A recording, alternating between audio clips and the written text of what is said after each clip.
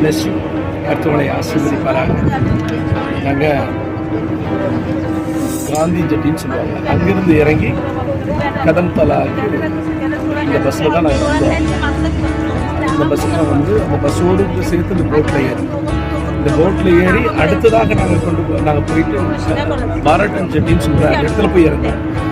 அங்கே இறங்கி முடிச்ச உடனே அங்கேருந்து இதே பஸ்ஸில் ஏறி இந்த மாதிரி பல தீவுகளை கடந்து டிக்லிபூர் என்று சொல்கிற ஒரு இடத்துக்கு நாங்கள் போவோம். டிக்லிபூரில் எதுக்காக நாங்கள் போகிறோம்னா, நாங்கள் அங்கே போயிட்டு நம்ம பிறந்த வளர்ந்த இந்த மண்ணில் எங்களுடைய அதாவது ஜெபிக்கும்போது எங்களுடைய மனசில் ஆவியானவர் ஏவப்பட்டு நாம் உயிருள்ள நாளுக்குள்ள ஒவ்வொரு தீவுகளையும், அதாவது அந்தமான் தீவுகளுக்காக ஒவ்வொரு தீவிலும் போய் நாம் உட்கார்ந்து அங்கே ஜெபிக்கணும் என்று சொல்லக்கூடிய கர்த்தரால் ஏவப்பட்டு இந்த வார்த்தையை கடவுளை தந்ததுனால நாங்கள் நார்த்துலேருந்து சவுத்து ஆரம்பிக்கணும்னு சொல்லி நினச்சிருக்கிறோம். அதனால தான் நாங்கள் புறப்பட்டு டிக்லிபூர் பகுதிக்கு போகிறோம்.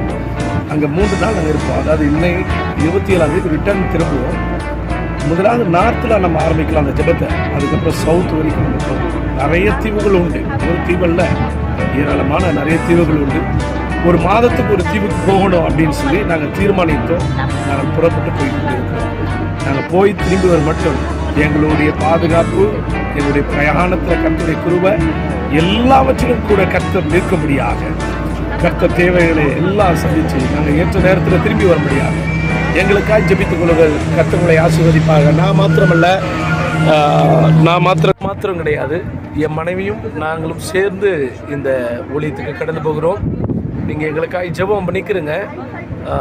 குடும்பமாய் போய் தான் ஒவ்வொரு தீவுக்கும் ஜெபிக்கணுன்றது எங்களுடைய ஆசை. அதை ஆண்டவர் பூர்ணமாய் நிறைவேற்றி தரபடியாக நீங்கள் ஒவ்வொருவரும் எங்களுக்காக ஜெபித்துக் கொள்ளுங்கள். கர்த்தர் தாமே எங்களை ஆசீர்வதித்து எங்கள் போக்கையும் எங்கள் வருத்தையும் கர்த்தர் ஆசீர்வதிக்கும்படியாக உங்கள் தனிப்பட்ட ஜெபத்தில் ஜெபித்துக்கிறங்க. God bless you. கர்த்தர் உங்களை ஆசீர்வதிப்பாராங்க. கை ரெடி பண்ணுங்க. பாய் பாய்.